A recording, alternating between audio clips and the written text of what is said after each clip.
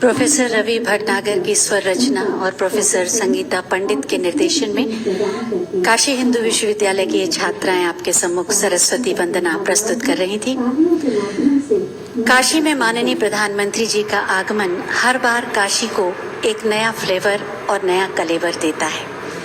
उनके सानिध्य और सामीप्य की कल्पना से ही काशी उल्लसित हो जाती है, हम सब आह्लादित हो जाते हैं।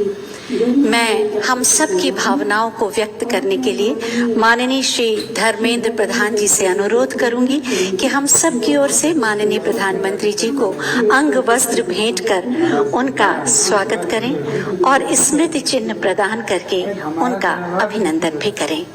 और आप सब अपनी भावनाओं को तालियों के माध्यम से मंच तक पहुंचाएंगे।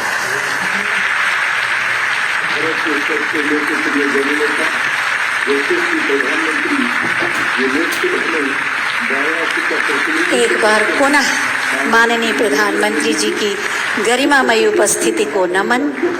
और अब मैं माननीय श्री धर्मेंद्र प्रधान जी से अनुरोध करूंगी कि वो आज के इस अवसर पर हम सब की ओर से अतिथियों का स्वागत करें और इस महत्वपूर्ण विषय पर अपने विचार भी प्रस्तुत करें। सफल क्रियान्वयन के लिए हमारा मार्गदर्शन करें। जोरदार तालियों से एक बार पुनः उन्हें नमन।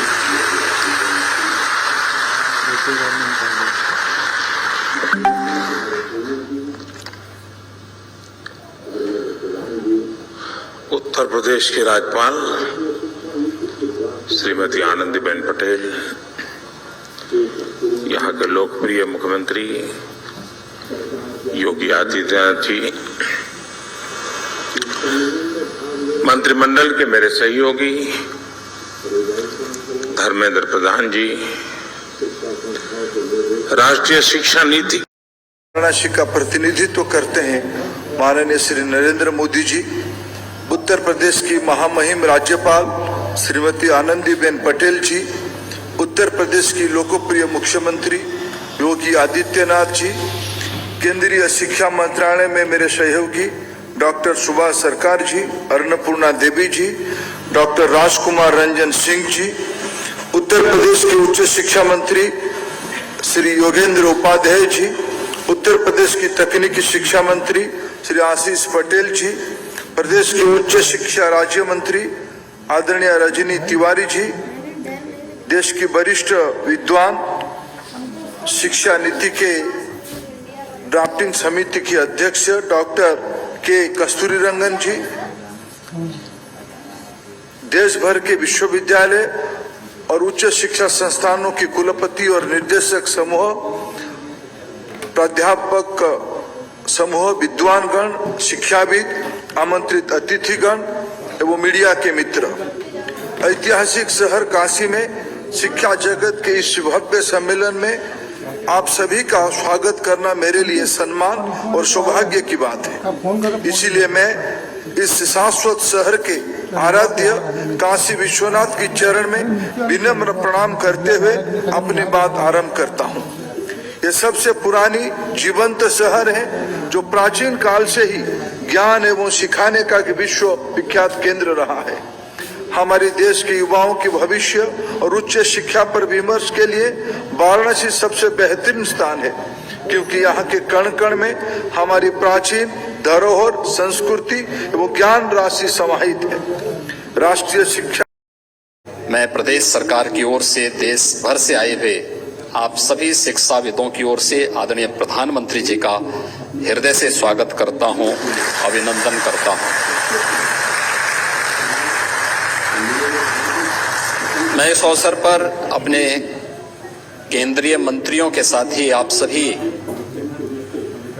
सभी सम्मानित शिक्षाविदों का भी काशी की इस धरती पर हृदय से स्वागत करता हूं। काशी प्राचीन काल से ही भारत की आध्यात्मिक और सांस्कृतिक विरासत की प्रतीक रही है। यह विद्या की नगरी है और हम सब आभारी हैं कि जब पूरी दुनिया इस सदी की सबसे बड़ी महामारी के सामने असमंजस की स्थिति में थी, तब भारत के अंदर जीवन और जीविका को बचाने के साथ ही नए भारत की परिकल्पना को आगे बढ़ाने के लिए राष्ट्रीय शिक्षा नीति भारत रख रहा था, देश के अपनी वर्तमान और भावी पीढ़ी के लिए प्रस्तुत कर रहा था। और आज ये मेरे लिए हार्दिक प्रसन्नता का विषय है कि उत्तर प्रदेश में राष्ट्रीय शिक्षा नीति के इन 3 दिवसीय कार्यक्रम के दृश्य से देश भर के सभी शिक्षाविद इसे लागू करने और इसकी भावी योजनाओं पर व्यापक मंथन करने के लिए काशी की इस धरती पर उपस्थित हुए हैं। काशी और भारत की परंपरा वैसे भी विद्या से जुड़ी हुई रही है और राष्ट्रीय शिक्षा नीति भारत के उस वैदिक परंपरा का प्रतिनिधित्व करती है जो यह उद्घोष करती है। शिक्षा और शोध का, विद्या और बोध का इतना बड़ा मंथन जब सर्व विद्या के प्रमुख केंद्र काशी में होगा तो इससे निकलने वाला अमृत अवश्य देश को नई दिशा देगा।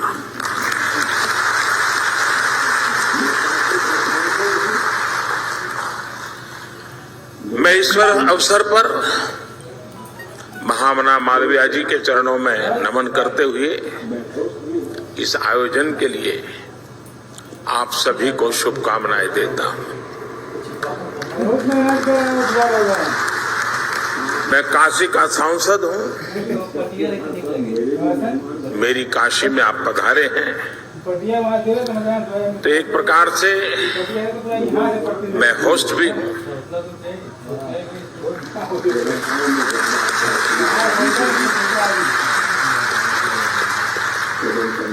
आप इन सब के साथ साथ मेरे भी मेहमान हैं।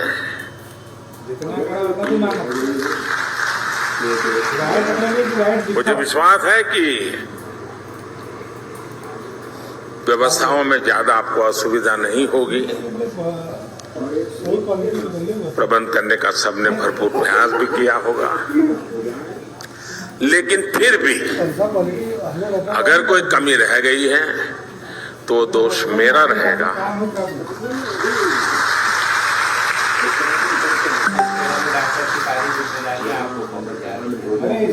और एक होस्ट के नाते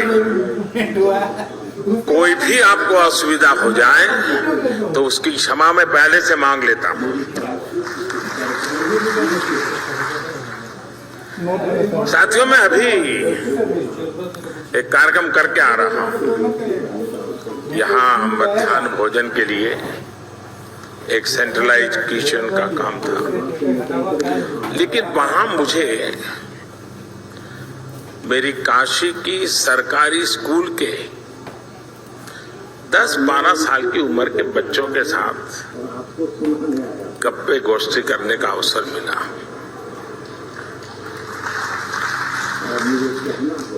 और वहां से निकल करके यहाँ आया हूं।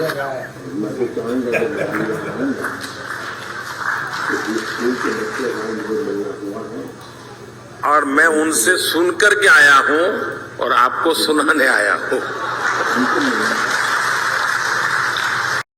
इंस्टीट्यूट में आप तो नहीं होंगे, आप ऐसे इंस्टीट्यूट बना के जाएंगे कि इस प्रतिभा के बच्चे आने वाले दिनों में आने वाले हैं, उनको वहां कमी नजर ना आए। ये काम सबसे बड़ा आपके जिम्मे है।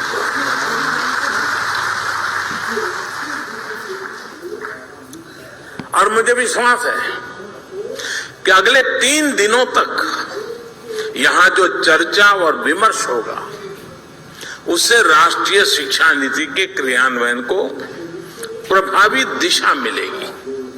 साथियों, आप सभी जानते हैं कि राष्ट्रीय शिक्षा नीति का मूल आधार शिक्षा को संकुचित सोच के दायरे से बाहर निकालना और उसे 21वीं सदी के आधुनिक विचारों से जोड़ना है। हमारे देश में मेधा की कभी कोई कमी नहीं रही है। लेकिन दुर्भाग्य से हमारे ऐसी व्यवस्था बना कर दी गई थी जिसमें पढ़ाई का मतलब केवल और केवल नौकरी ही माना जाने लगा था। शिक्षा में ये विकार गुलामी के कालखंड में अंग्रेजों ने अपनी जरूरतों को पूरा करने के लिए अपने लिए एक सेवक वर्ग तैयार करने के लिए किया था। आजादी के बाद इसमें थोड़ा बहुत बदलाव हुआ भी, लेकिन बहुत सारा बदलाव रह गया। अब अंग्रेजों की बनाई व्यवस्था कभी भी भारत के मूल स्वभाव का हिस्सा नहीं थी और न हो सकती है। अगर हम हमारे देश के पुराने कालखंड की तरफ नजर करें, हमारे यहां शिक्षा में अलग अलग कलाओं की धारणा थी और बनारस तो मेरी काशी तो इसका जीवंत उदाहरण है। बनारस ज्ञान का केंद्र केवल इसलिए नहीं था क्योंकि यहाँ अच्छे गुरुकुल और शिक्षण संस्थान थे। बनारस ज्ञान का केंद्र इसलिए था क्योंकि यहाँ ज्ञान और शिक्षा बहुआयामी मल्टी सेक्टरल थी। शिक्षा में यही विविधता हमारी शिक्षा व्यवस्था का भी प्रेरणा स्रोत होनी चाहिए। हम केवल डिग्री धारक युवा तैयार न करें, बल्कि देश को आगे बढ़ने के लिए जितने भी मानव संसाधनों की जरूरत हो, हमारी शिक्षा व्यवस्था वो देश को उपलब्ध कराए, देश को दे। इस संकल्प का नेतृत्व हमारे शिक्षकों और शिक्षण संस्थानों को करना है। हमारे शिक्षक जितनी तेजी से इस भावना को आत्मसात करेंगे, छात्र छात्राओं को, देश के युवाओं को उतना ही ज्यादा, देश के आने वाले भविष्य को भी उतना ही ज्यादा लाभ होगा। साथियों, नए भारत के निर्माण के लिए नई व्यवस्थाओं का निर्माण, आधुनिक व्यवस्थाओं का समावेश उतना ही जरूरी है। जो पहले कभी नहीं हुआ, जिन लक्ष्यों को पाने की देश ने कल्पना भी नहीं करता था, वो आज के भारत में हकीकत हमारे सामने निर्माण हो रही है। अब आप देखिए, कोरोना की इतनी बड़ी महामारी से हम न केवल इतनी तेजी से उभरे, बल्कि आज भारत दुनिया की सबसे तेजी से बढ़ रही बड़ी अर्थव्यवस्थाओं में एक है। आज हम दुनिया के तीसरे सबसे बड़े स्टार्टअप इकोसिस्टम है। स्पेस टेक्नोलॉजी जैसे क्षेत्रों में, जहां पहले केवल सरकार ही सब करती थी, वहां अब प्राइवेट प्लेयर्स के जरिए युवाओं के लिए एक नई दुनिया तैयार हो रही है। पूरा अंतरिक्ष उनके बाहुपास में आ रहा है। दोस्तों, देश की बेटियों के लिए, महिलाओं के लिए भी जो क्षेत्र पहले बंद हुआ करते थे, आज वो सेक्टर बेटियों की प्रतिभा के उदाहरण प्रस्तुत कर रहे हैं। साथियों, जब देश का मिजाज ऐसा हो, जब देश की रफ्तार ऐसी हो, तो हमें अपने युवाओं को भी खुली उड़ान के लिए नई ऊर्जा से भरना होगा। अभी तक स्कूल, कॉलेज और किताबें ये तय करते आए थे कि बच्चों को किस दिशा में जाना है, लेकिन राष्ट्रीय शिक्षा नीति के बाद अब युवाओं पर दायित्व और बढ़ गया है और इसके साथ ही हमारी भी ये जिम्मेदारी बढ़ गई है कि हम युवाओं के सपनों और उड़ान को निरंतर प्रोत्साहित करें, उसके मन को समझे, उसकी आकांक्षाओं को समझे, तभी तो खाद पानी डाल पाएंगे। उसे समझे बिना कुछ भी थोपने वाला युग चला गया है। दोस्तों, हमें इस बात का हमेशा ध्यान रखना होगा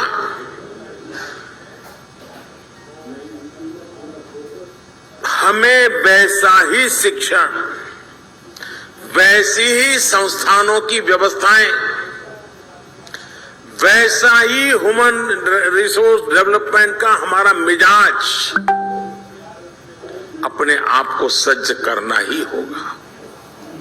नई नीति में पूरा फोकस बच्चों की प्रतिभा और चॉइस के हिसाब से उन्हें स्किल्ड बनाने पर है। हमारे युवा स्किल्ड हो, कॉन्फिडेंट हो, प्रैक्टिकल हो, कैलकुलेटिव हो। शिक्षा नीति इसके लिए जमीन तैयार कर रही है।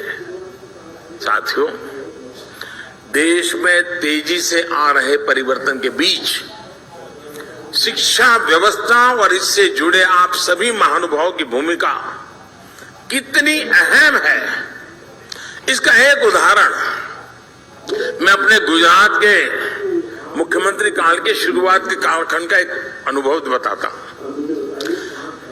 मैं नया मुख्यमंत्री बना था, सरकार वरकार की दुनिया से मेरा कोई नाता ही नहीं था, मैं बहुत दूर था, अचानक काम आया था, तो मैंने एक कार्यक्रम बनाया था। मेरे सभी सचिवों को मैंने कहा कि आप ही आपके डिपार्टमेंट के मुख्यमंत्री हैं और मुझे बताइए 5 साल में आप अपने डिपार्टमेंट को कहां ले जाओगे, कैसे ले जाओगे, अचीव क्या करोगे, उससे गुजरात के सामान्य मानवी के जीवन को क्या लाभ होगा, उसका एक आपका विजन और पूरी डिटेल के साथ प्रेजेंटेशन कीजिए। ये मैंने सभी विभागों के सचिवों को कहा और हर दिन शाम को 5 बजे सभी मेरी मंत्रिपरिषद के मंत्री और सभी सचिव हम बैठते थे और एक सचिव आकर के अपने विभाग का पूरा प्रेजेंटेशन देते थे, फिर डिबेट होती थी। सभी सचिव, जो पहले भी कोई एग्रीकल्चर सचिव रहा होगा वो भी वहां बैठा हुआ है, सब लोग अपने अपने विचार रखते थे, डिबेट होती थी, हमारे मंत्री भी डिबेट करते थे। मैं सुनता रहता था, सीखने का प्रयास करता था। एक दिन, और ये कार्यक्रम मेरा करीब महीने भर चला था और शाम को 5 बजे शुरू होता था, रात 10 बजे तो बड़ी मुश्किल से घर जाने की इजाजत मिलती थी और बड़ा ही इंटेंस वो कार्यक्रम चला और शायद हिंदुस्तान के इतिहास में पहली बार ऐसा हुआ होगा। तो मेरे यहाँ उद्योग के जगत के संबंधित प्रेजेंटेशन हुआ। आने वाले दिनों में वो औद्योगिक क्या क्या देखते हैं, आने वाले दिनों में औद्योगिक विकास कैसा होगा, सारा बता रहे थे। तो कार्यक्रम पूरा होते ही शिक्षा सचिव मेरे पास आए, क्योंकि दूसरे दिन शिक्षा सचिव का कार्यक्रम था। उसने कहा, साहब मैं कल नहीं कर पाऊंगा। मैंने कहा, क्या बात करते हो भाई, 1 महीने पहले आपको तैयारी करने के लिए कहा और आप लास्ट मोमेंट कह रहे हैं मैं नहीं कर पाऊंगा। उन्होंने कहा, तैयार तो है, मैं कर सकता हूं, लेकिन आज जो मैंने औद्योगिक विकास का जो प्रेजेंटेशन देखा उसको देख करके मुझे लगता है कि हमारा उनका कोई मेल ही नहीं है। हम बाएं जा रहे हैं, वो दाएं जा रहे हैं। तो मैं इसकी लाइट में मेरे जो प्रेजेंटेशन है उसको मॉडिफाई करने के लिए मुझे समय चाहिए, तब जाकर के हम एक इंक्लूसिव ग्रोथ की दिशा में साथ मिलकर के शिक्षा हो, इंडस्ट्री चल सकते हैं। हमें भी अब तो पूरी दुनिया का पता होना चाहिए, हर यूनिवर्सिटी में काम होना चाहिए कि दुनिया आगे किस तरफ जा रही है, कैसे जा रही है उसमें हमारा देश कहां है, उसमें हमारे युवा कहां है। आने वाले 15-20 साल उन बच्चों के हाथ में भारत होने वाला है, उनको मैं कैसे तैयार कर रहा हूं, ये हमारा बहुत बड़ा दायित्व है दोस्तों। और इसी तर्ज पर हमारे सभी शिक्षण संस्थानों को भी खुद से पूछने की जरूरत है कि क्या हम फ्यूचर रेडी हैं। मैं आज दिन बिता रहा हूं, एग्जाम दे रहा हूं, कॉन्वोकेशन कर रहा हूं, क्या यही मेरा, मैं जिस पद पर हूं वही काम है? क्या मेरा काम यह है कि मैं ऐसी संस्थान खड़ी करके जाऊंगा कि आज जो बच्चा मेरे स्कूल कॉलेज में आएगा, आजादी के जब 100 साल होंगे, जब वो बहुत बड़ी महत्वपूर्ण भूमिका निभाता होगा, तब मेरा देश वहां पहुंचेगा। मैं वो व्यवस्था आज पैदा करके जाऊंगा। आप सबको वर्तमान को संभालना है, आपके पहले जो करके गए हैं उसको आगे बढ़ाना है, लेकिन आज जो काम कर रहे हैं उनको फ्यूचर के लिए ही सोचना होगा और व्यवस्थाएं फ्यूचर के लिए विकसित करनी होगी।